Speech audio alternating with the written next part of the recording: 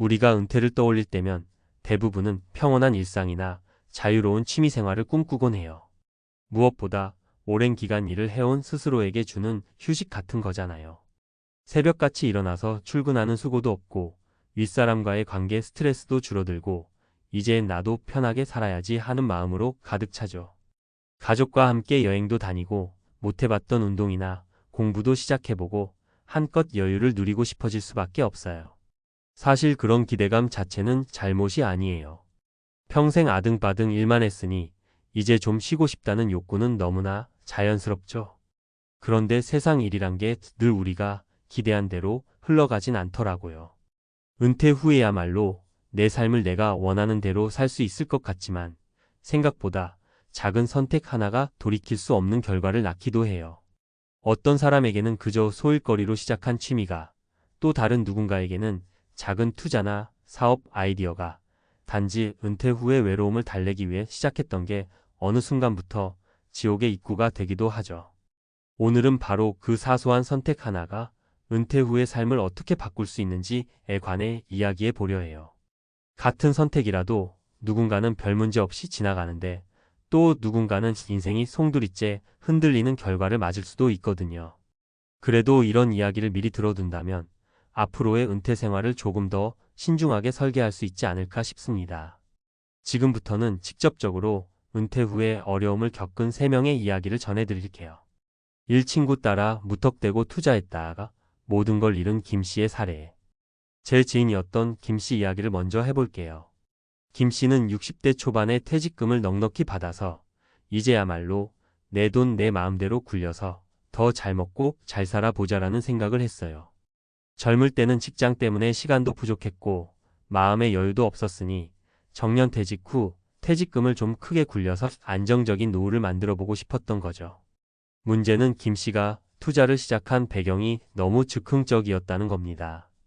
평소 절친하던 친구가 요즘 부동산은 이미 정점이니까 차라리 동남아 쪽에 펀드를 넣어보는 게 좋다더라라는 말을 했대요.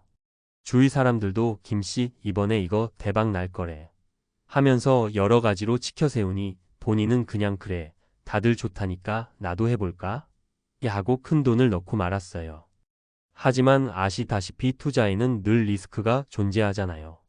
게다가 해외 투자는 정보력이 훨씬 중요해요.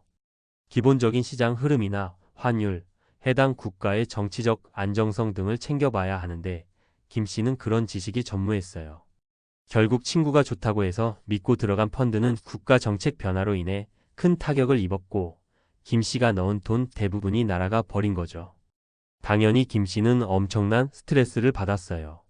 은퇴하고 편히 살려고 시작한 건데 이게 무슨 날벼락이야 라는 생각이 들었겠죠. 그 후 스트레스와 불안으로 건강까지 악화되어 수중에 남은 자산이라곤 소일거리하며 버틸 수 있을 정도뿐이었어요.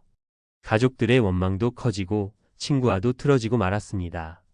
이처럼 은퇴 후에는 어쩐지 한방 노리고 싶은 마음이 더 커져요. 나도 이제 수입이 줄 텐데 지금 큰돈 만들어 놓으면 편할 거야 하는 간절함 때문이죠. 하지만 준비 없이 무턱대고 투자에 뛰어드는 건 정말 위험하다는 것, 김씨 사례가 보여주고 있어요. 이 외로움 달래려던 취미가 가족 갈등의 불씨가 된 이씨의 사례. 두 번째로 소개하고 싶은 분은 이씨예요. 이분은 재직 시절 내내 공무원으로 일했는데 책임감과 규범이 강해서 늘 틀에 박힌 생활을 하셨죠. 은퇴 후에는 나도 이제 좀 자유롭게 살아볼래 라는 마음에 스스로 늘 해보고 싶었던 취미에 뛰어들었어요. 바로 오토바이 투어였습니다. 문제는 이 씨의 열정이 너무 지나쳤다는 거예요. 왜냐하면 안전장비도 충분치 않은 상태로 장거리 오토바이 여행을 시작했고 그것도 경제적으로 부담이 되는 고가의 장비와 매번 호텔 숙박 같은 데다 돈을 마구 쏟아부었거든요. 취미 자체는 좋을 수 있어요. 스스로 즐거움을 찾고 스트레스를 풀고 또 같은 취미를 가진 사람들과 사교 모임도 할 수 있으니까요. 그런데 이 씨가 그런 즐거움에 푹 빠져버린 나머지 가정의 경제 사정이나 아내와 자식들의 의견을 전혀 고려하지 않았어요. 나 이제 은퇴했으니 내 돈 내가 써서 즐길 자격 있어 라고만 생각했던 거예요. 결국 아내와 자녀들은 감당하기 힘든 생활비 부담을 떠안게 됐고 이 씨 본인은 부상 위험도 커졌죠. 다리가 부러지는 큰 사고가 나서 병원에 오래 입원하셨는데 의료비까지 만만치가 않으니 결국 노후 자금의 상당 부분이 사라지고 말았어요. 게다가 집에서도 이 씨를 향한 시선이 곱지 않을 수밖에 없죠. 저런 취미 때문에 가정이 다 흔들린다는 불만이 쌓여서 가족 갈등이 극으로 치달았거든요. 결국 가족 회의를 하면서 크게 다툼이 벌어졌고 은퇴 후 행복하려던 이 씨의 꿈은 오히려 서로 등을 돌린 채 삭막한 집안 분위기를 만들고 말았습니다. 사소하다고 생각했던 취미가 이렇게까지 상황을 악화시킨 건 취미 자체보다는 내 마음대로 하고 싶은 욕구를 절제하지 못했기 때문이죠. 은퇴 후 여유를 찾는 건 당연히 중요한 일이지만 개인의 즐거움과 가족 간 소통, 경제 상황, 안전 문제 등은 균형을 맞춰야 해요. 그렇지 않으면 작은 불씨가 큰 불길이 되어 인생을 태워버릴 수 있습니다.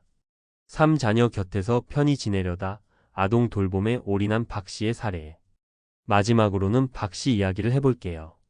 이분은 자녀가 일찍 결혼해서 비교적 젊은 나이에 손주를 보셨는데 은퇴 후 이제 손주랑 놀아주는 게 내 낙이야 하면서 아들 부부와 함께 살기로 결정했어요. 혹시나 손주를 잘 돌봐주면 자녀도 맞벌이로 바쁘니 서로 윈윈 아니냐는 생각이 컸던 거예요. 처음에는 아무 문제 없었죠. 할머니, 할아버지 하면서 손주가 졸졸 따라다니니 얼마나 예쁘겠어요. 그 행복감이 이만저만이 아니었을 거예요. 문제는 시간이 지날수록 박 씨가 양육의 주체가 되어버렸다는 거예요. 자녀 부부는 어느샌가 부모님이 다 알아서 해주니 자기들이 맡아야 할 부분을 조금씩 소홀히 하기 시작했어요. 예를 들어 병원 진료나 유치원 행사도 박 씨가 알아서 챙기고 집안일도 은근슬쩍 박 씨에게 미루고 말이죠.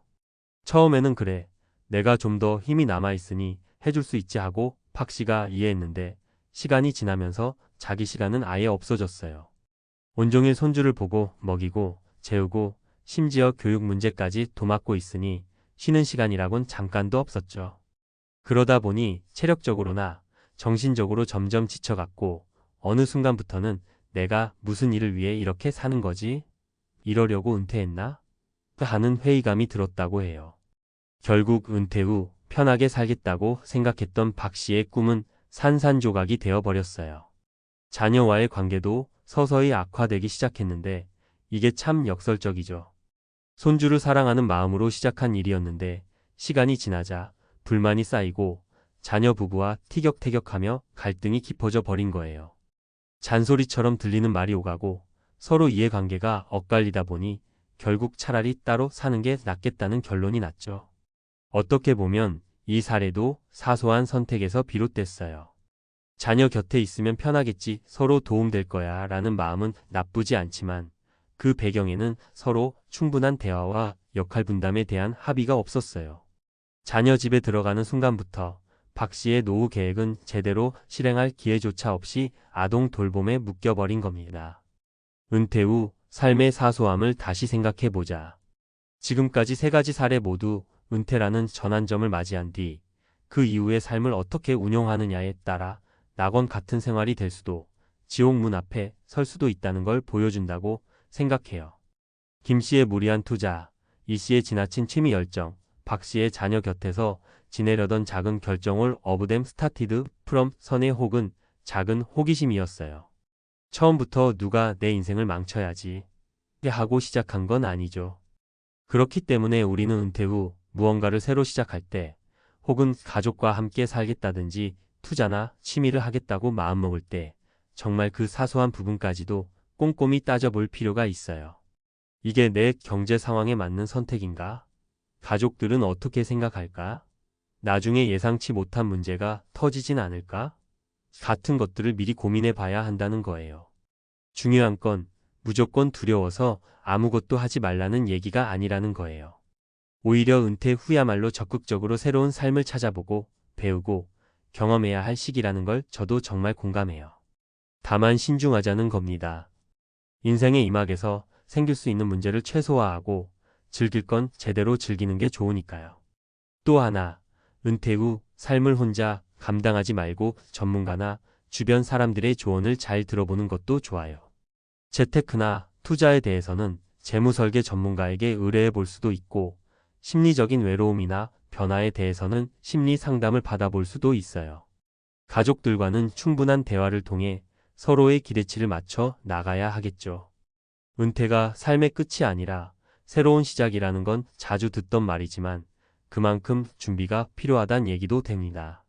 딱히 큰 준비 없이 나 이제 자유야 하고 달려가다가 의외의 함정에 빠져버리는 분들이 많아요. 그러니 오늘 사례들을 통해서 여러분 스스로도 은퇴 후 내가 하고 싶은 일 혹은 함께 해야 할 일을 조금 더 구체적으로 계획해보자고 다짐하면 좋겠습니다. 우리 모두 피땀 흘려 일해온 시간을 잘 마무리하고 은퇴 후엔 진짜 낙원을 누릴 자격이 있어요. 다만 그 낙원이 지옥으로 변하지 않으려면 사소한 선택에도 신중이 필요하다는 걸 잊지 말아야겠죠. 이런 정보들이 여러분이 앞으로 은퇴를 준비하거나 이미 은퇴하신 후에도 행복한 이막을 열어 가는데 도움이 되기를 바랄게요. 오늘 이야기는 여기까지예요. 부디 이 세 가지 사례가 남의 일로만 들리지 않았으면 좋겠어요. 언젠가 우리도 맞이하게 될 혹은 이미 겪고 있는 은퇴 후 인생에서 정말 작은 결정 하나가 생각보다 큰 파장을 부를 수 있다는 걸 명심하시면 좋겠습니다.